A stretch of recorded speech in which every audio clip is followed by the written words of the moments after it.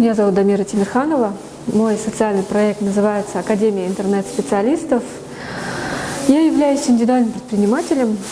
И почему я считаю, что этот проект социальный? Я являюсь матерью ребенка с детским церебральным параличом. И в какой-то момент, когда ему стало лучше, стал вопрос, что мне делать дальше, кем я хочу быть. И плюс к этой болезни у него еще и эпилепсия. А это такая болезнь, где надо постоянно рядом находиться.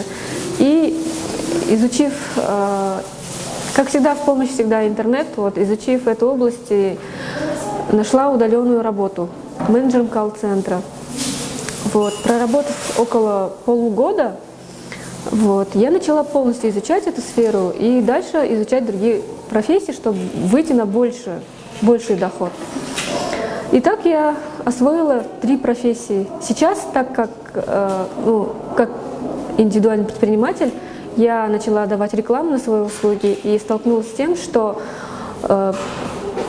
столкнулась с острой нехваткой таких специалистов.